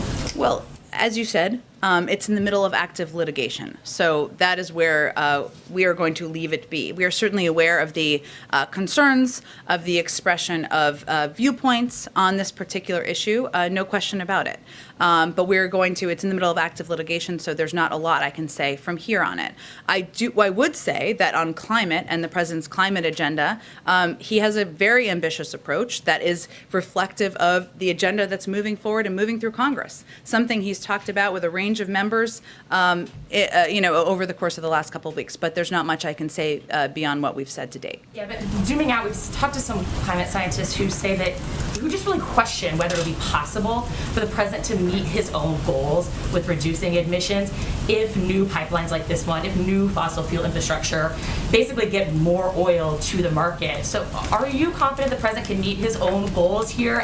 And do any new pipelines like this kind of undermine the president's message that the United States wants to be a global leader on this? Well, again, there's active litigation, so that's where it sits. But I would say that in terms of the president's climate agenda, it's not just one thing. He has taken a range of steps, announced steps steps to drive American leadership forward on clean cars and trucks. That's something he can do on his own. Obviously, there are a number of components that are included in his Build Back Better agenda, in the infrastructure bill, that will take significant steps to moving things forward. He's been a leader in getting us back in on the having a seat at the table in the Paris Climate Agreement. So he has taken across the board steps, every step he can take within his control to move the climate agenda forward. He's identified climate as a crisis facing his presidency and is eager to work with activists to continue to get the job done. But if something's in active litigation, it's in active litigation. Go ahead. Thank you, Jen. Quick question about the security partnership. Yesterday, there was a call when several senior administration officials said that there were conversations that were had over months before this partnership was announced. And we're sort of curious to know if France was part of those conversations and the whole process. And if they weren't, was that sort of, has there been a loss of trust because of that? Well, senior administration's officials have been in touch with their French counterparts to discuss AUKUS. I don't have in front of me, nor do I think I'm going to outline for you a detailed level of our engagement on this. This is a partnership with the Australians and the United Kingdom. And of course, we keep other partners and key allies abreast. But I think what's important to know is that going back to the G7, the three leaders met in June, as you all know, in Cornwall on the margins of the G7. And this was one of the main topics that was discussed. And that was where from there, they urged their teams to work on it to get us to this point. And a quick follow-up on gas prices. The president was talking about it just now. Mm-hmm. He said that, we're looking into this manipulation of the gas market. Is the White House currently doing an investigation? He said prices should be coming down, but they're not. Do you have an update on that? We've asked the FTC, as you know, to look into it. They'd be the appropriate body. They've conveyed that they would in a letter, so I would point you to them for more specifics. Go ahead. Just one quick follow-up and a couple others. You said AUKUS isn't about any one country. Officials have been pretty clear this is about China. What's the difference between what the White House is saying publicly from the podium and what we're hearing from officials behind the scenes? Well, in our view, it's about security in the Indo-Pacific. Country in the Indo-Pacific that you feel like is a threat to the rules-based order and international norms? I will let others do their analysis, but from the United States government, our focus is on what steps we can take to increase security in the Indo-Pacific, and there are a range of countries that could pose a threat, and we'll let an outside analysis give their analysis. On debt limit, is the president view bipartisanship, which you guys have made very clear from Secretary Yellen across the administration, is important on this? Is that a red line for him? Republicans have to be involved, or there's no other path? You know how I love red lines. I don't love them. Line in the sand? No, I'm not here to set new lines, red lines, lines in the sand. But I do think it's important context for everybody to understand, as you well know, that 80 times has Congress raised the debt limit. And even if you look to comments in recent days by Senator McConnell, if you look to just 2 years ago, he argued that that failing to vote to raise the debt limit would, quote, be a disaster and, quote, put our full faith and credit at risk. We agree with that. And now he's against a vote. So I think when we're looking at politics here, we know where the politics is coming from. But our argument is that this is not a political issue, shouldn't be a partisan issue. It hasn't been throughout history. You may have all seen that Secretary Yellen had a call with Senator McConnell. Not a political call, of course. She's not political. She's an economist, to really convey what the enormous dangers of default would be. So that's the argument we're making. Yes, I know you all have good questions about the vehicle and how it move forward. All good questions we're working with Congress on. But our view is this should be bipartisan, as it has been in the past. Just one more, since Josh stole my Fed question. FDA, I know you don't have a personnel announcement.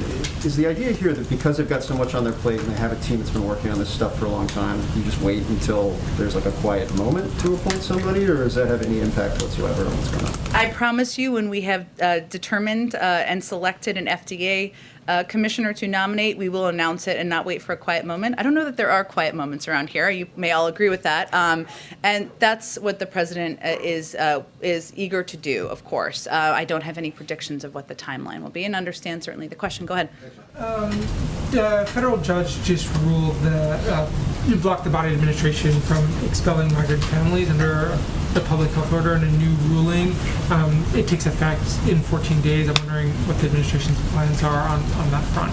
Right, the news just came out, as you referenced. It's a preliminary injunction that would take effect, as you said, 2 weeks from now. We, of course, would refer you to the Department of Justice on any additional steps or next steps.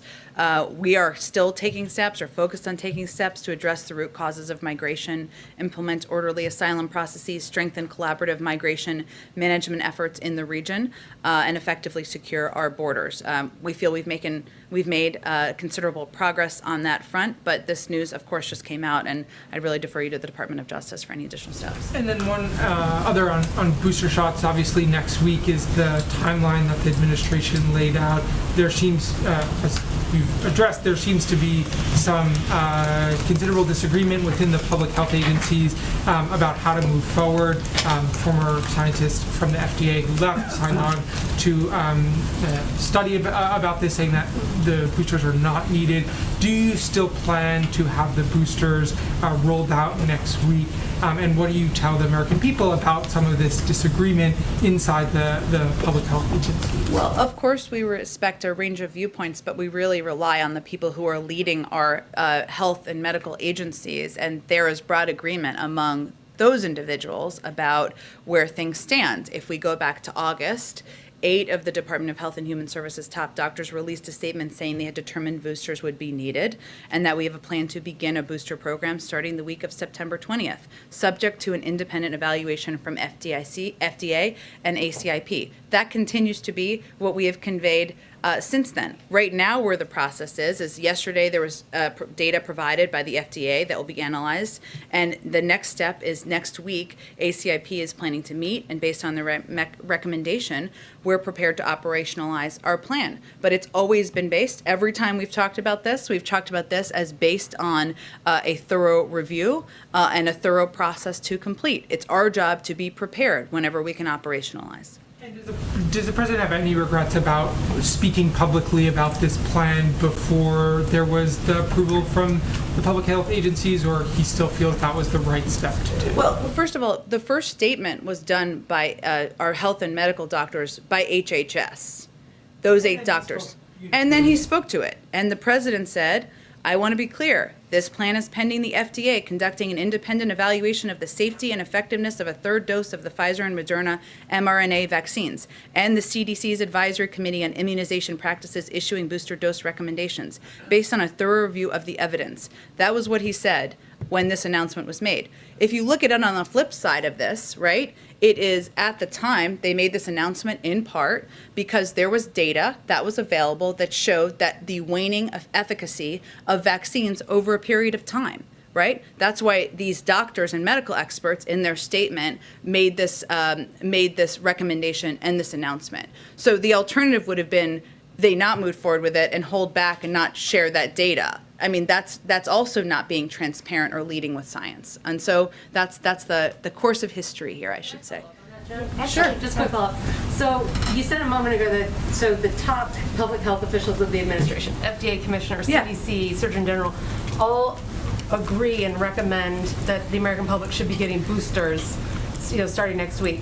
So if they're all on that page, but the FDA Advisory Committee and the CDC Advisory Committee, let's say, are on a different page, if they don't think boosters should be ready at this time, I guess then who's the administration going to listen to? It's top doctors or these outside advisory committees? Well, before we confuse the public, that's not what ACIP has recommended. They're meeting next week. We don't know what they're going to say. What our health and medical experts have said, and they have been very consistent on this, Dr. Walensky, based on the FDA review and ACIP, and exactly as you said, the note that immunocompromised people actually never got really good immune protection to begin with, we noted that as of now, we should be offering a 3rd dose of the vaccine. Janet Woodcock, so it is true, we don't have all the data. We have a lot of data from both this country and other countries and the effects of waning. We don't have all the data on the most all the safety data and so forth. Those studies have been completed and should be available to the FDA soon. Our objective is to be prepared should all of this process move forward. It's always been pending the approval of the ACIP and the FDA. All of these doctors have said this could be needed. They've said in their statement, 8 of them said they had determined boosters would be needed. Now it's going to go through the process. That's what's happening over the next week. So we're not going to predetermine what that process is going to say. I have a follow-up on that from the FDA. You follow whatever the agency, whatever those advisory committees recommend, you guys will follow their recommendation. Yeah. Right? Yes, of course. Go ahead. Though, I'll go to you next, Emerald. Go ahead. Thank you. I have one quick follow-up on the booster Sure. question. So say the rollout does get delayed. I understand the president said that we've purchased boosters to be ready for this.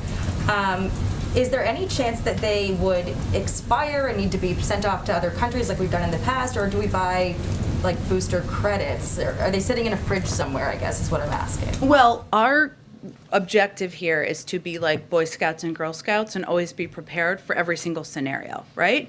And so that's why we wanted to make clear we would be ready to operationalize, right? In terms of, so we are preparing for all contingencies and all scenarios. We'll see what the ACIP says, and then we'll be able to lay out for you where we go and what that means moving forward. I will say we have never felt it to be, we feel it's a false choice to suggest it's either give to the world or not. We are continuing to increase the supply of vaccines we're giving to the world. We will continue to have more announcements on that because we want to be the arsenal of vaccines to the world, and we are giving more than every other country in the world combined. At the same time, we're going to maintain a supply for the United States and for American citizens and for people living here, so that we can give out the booster should that be go through the approval process. And then I wanted to get to the hearing on the Hill with General Miller. The president told ABC back in August that none of his advisors recommended leaving 2,500 troops in Afghanistan. General Miller told the Senate Armed Services Committee that that was exactly what he recommended. Was the president's answer in that interview an honest answer? First of all, I'm not going to get into details of private advice that the president gets from his national security team or military advisors. What is clear is that the president asked for, welcomed, candid, non-sugar-coated advice on Afghanistan and what we should do given what we walked into, which was a deal struck with the Taliban with a May 1st timeline, including the release of 5,000 Taliban fighters, where we would need to get our U.S. Forces out. Otherwise, we would face conflict. That's what he was facing. In terms of the mechanisms of who provided what advice through what forum, I'm just not going to get into that level of detail from here.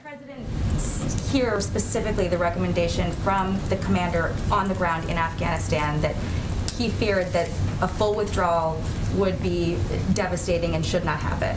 He was provided a range of advice. I'm not going to get into more details than that, but what's important to note at this point is it's crystal clear that 2,500 troops would not have been sustainable on the ground. It would have been either increase troops on the ground or withdraw troops on the ground. And the president has been clear many times he was not going to send thousands and thousands more troops to fight a war the Afghans did not want to fight themselves. And then I wanted to get also to the debt limit. Sure. Following up on the question earlier, the Democrats, when they had control, unified control in 2010, raised the debt limit unilaterally. What is different now, and why doesn't the president just encourage Democratic leaders to do this on their own and diffuse that crisis? Why aren't Republicans for doing what they've done dozens of times in the past, and many of them did 3 times during the Trump administration, including after they passed a $2 trillion unpaid for tax giveaway to corporations and the wealthiest Americans? They were fine doing it then. Why aren't they fine doing it now? So it could go, I think that's the fundamental question I'd send back. Would the president at any point intervene and try to stave this off if this comes to a head and The president wants to maintain the full faith and credit of the United States. Our view continues to be this should be done in a bipartisan way, and there should be a bipartisan path forward. Emerald, I promise you go to you next. Thank you. A follow-up on the FDA. You say that there was a large consensus of doctors and advisors who feel like boosters are warranted and safe and effective. But then during all this, you had 2 top senior officials at the FDA resign during the booster conversation, that being the Director of Office of Vaccines Research and Dr. Philip Krause, Deputy Director of the office, concerned about the vaccine. So what's your reaction to that in light of boosters next week? And what does that say to the American people to have those 2 high-level people step down over this conversation? Well, Emerald, what I conveyed before, and I'll reiterate, is that 8 of our top medical experts, health and medical experts, including the acting head of the FDA, Janet Woodcock, recommended we would need boosters moving forward. The American people would need boosters, pending approval through a process, including the FDA and ACIP. That's the process that's ongoing. In terms of differences of opinion within the FDA or other components of the federal government, that's certainly, we understand that may be the case. But in terms of the consensus view, the view of the leadership of the FDA, the view of the leadership of our health and medical experts, that was their shared recommendation, because their objective and their focus is on relying on data to save lives. And data available showed a waning efficacy of vaccines after a certain number of months. Speaking of the waning efficacy of vaccines, I do have another question about the president's COVID plan. He promised on September 9th that he was going to send 50% more supply of monoclonal antibodies to states. Yet, the Biden administration is cutting supplies in red states by 50%. So, for example, in Florida, they were expecting to get 70,000 doses this week, which they say they need. They're only getting 30,000 doses. And this is not just for unvaccinated people. In South Florida, half the people who are seeking this treatment are fully vaccinated. So, why is the Biden administration cutting these supplies? That's not accurate. So let me give you the accurate information. First of all, we are increasing our distribution this month by 50%. In early August, we were distributing an average of 100,000 doses per week. Now we're shipping an average of 150,000 doses per week. Over the last month, though, and one thing that I think people need to understand for clarity, facts, I know you're like facts, is that monoclonal antibodies are life-saving therapies that are used after infection to prevent more severe outcomes. So clearly the way to protect people and save more lives is to get them vaccinated so that they don't get the COVID to begin with. But over the last month, given the rise in cases due to the Delta variant and the lower number of vaccination rates in some of these states, like Florida, like Texas, just 7 states are making up 70% of the orders. Our supply is not unlimited, and we believe it should be equitable across states across the country. There's been no reports of a lack of supply, so why cut them to those states only if there's no reports I think our role as the government overseeing the entire country is to be equitable in how we distribute. We're not going to give a greater percentage to Florida over Oklahoma, nor do I think are you suggesting that. I think we have to move on. Go ahead, Yamiche. Thanks so much, Jen. One follow-up question on booster shots. I'm wondering if you could just say whether or not the president is at all even concerned about whether the administration endorsing booster shots before the FDA fully approved them just looks like they're trying to influence the FDA and mix science with politics. I understand Yamiche, it was the FDA acting head who endorsed boosters. The point is, though, that the FDA itself and scientists are still weighing whether or not they want to make the recommendation fully. So the question is, does this administration even have any concerns that coming out and recommending booster shots before they're fully approved and fully recommended by the FDA, that might be seen as unduly influencing? No. Again, it's the acting FDA head and 8 of our health and medical experts from agencies, not the White House, not the president, who put out this statement initially making this recommendation, because they believe you need to come forward, and we fully support, with data when it's available, and make that available to the American people. Make sure the American people understand and know that there could be waning efficacy of these vaccines, and that's where they recommended. If you look at the reverse, imagine if they had not come out and shared that that was their view and this is where it might be headed. Now, it needs to go through a process. They've said that in every single statement that they have made publicly. But we believe the American people are smart and they're paying attention, and they would want to know that boosters might be something that go through a process that are recommended. And they might be something that you should plan for once you get to a certain set of months past your second vaccination. That's our view, and that's the view of our health and medical experts. Ask one more question about the French response to AUKUS, which of course is a whole mouthful. But anyways, I'm wondering if you could just talk to or respond directly. What does the president think of the French foreign minister saying that he's acting like former President Trump and being unpredictable, and the French canceling their gala now in D.C. at their embassy because they're angry over this agreement? What does the president make of being compared to former President Trump by an ally such as France? I would say the president doesn't think about it much. The president's focus is on maintaining and continuing our close relationships with leaders in France, with the United Kingdom, with Australia, and to achieving our global objectives, which include security in the Indo-Pacific. That's what his focus is, and we will continue to work toward a productive, constructive partnership with the French. Go ahead. Thank you, Jen. Clarification, then a follow on AUKUS. Sure. You said the French were informed of the arrangement. Just even going to the president's remarks yesterday, the arrangement was broader than just the nuclear-powered submarines. It was cyber, it was AI. Were they specifically informed on that the U.S. would be sharing technology for nuclear-powered submarines? Again, it was the Australians' decision, so I'd point you to the Australians, but they were aware in advance. I mean, but if you're the U.S., you're involved here. We saw the U.K. also involved. Why couldn't the administration, not just inform, but bring in the French? They also have nuclear-powered submarines. You mean in terms of a fourth partner to this?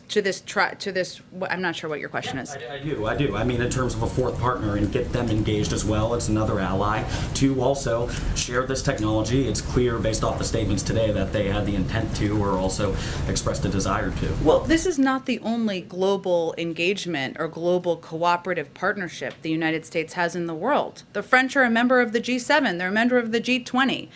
We work with them on a range of issues, and we will continue to.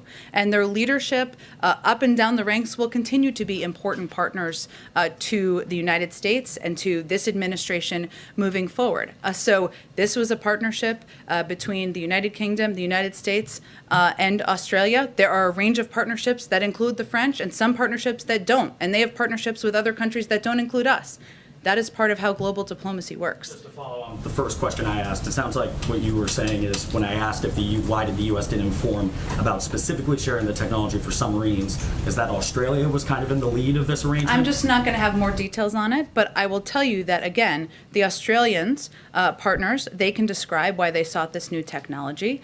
It was their effort to do that, so I would point you to them for more details. And then just quickly on, Greg Abbott has issued a statement. He has directed his Department of Public Safety and the National Guard to shut down 6 points of entry along the southwest border. He issued that statement today. Just wondering if the administration, they also say that the Customs and Border Protection requested this.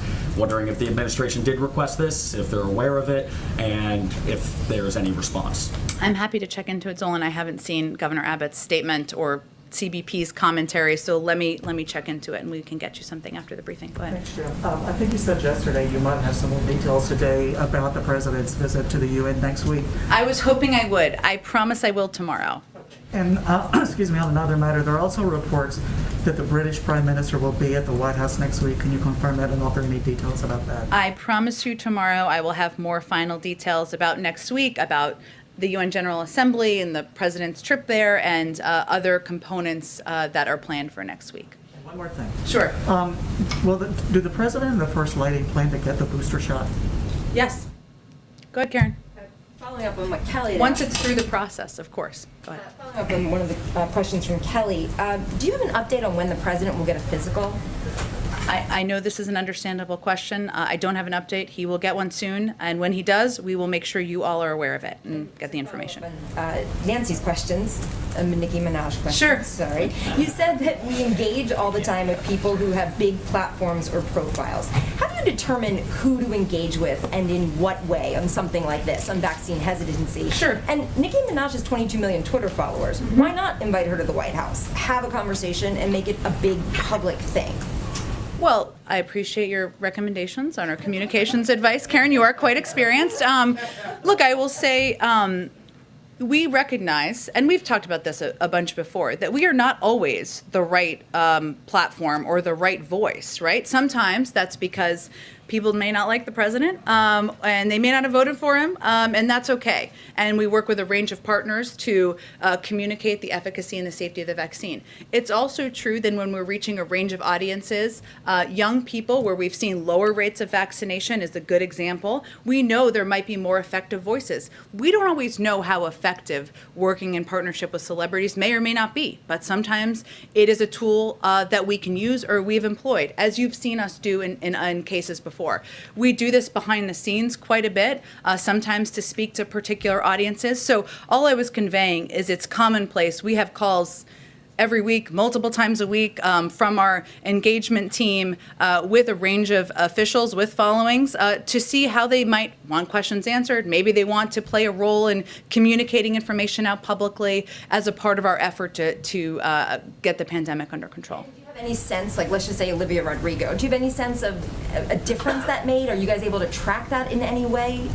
It's a good question. It's kind of a hard thing to track. We can see how many views. We can see anecdotally if people say, I got the vaccine because I saw this video. And certainly sometimes that happens. I'm not sure. I'll have to check. Go ahead. Just to follow up on China and the TPP, you mentioned that the U.S. is looking at a range of options to forge stronger economic partnerships. Can you just elaborate a little bit on what those options are? I think what I was trying to convey is it's not just trade, right? And there are a range of ways we can work with countries in the region and forge a range of partnerships. And so certainly the president would need labor environmentalists to be at the table to potentially engage on TPP. We're obviously not there at this point. So I was just conveying we don't see trade as the only path forward. Go ahead. A couple questions. On housekeeping, is the president intending to meet with Emmanuel Macron on the sidelines of the UN General Assembly? I don't have anything yet on next week. I should have some more on it tomorrow, and then I can outline for you what is going to happen next week. And then in terms of just the overall kind of fallout that we've seen from France, was the White House at all surprised by the response from France? How would you characterize? I don't think I'm going to characterize from here.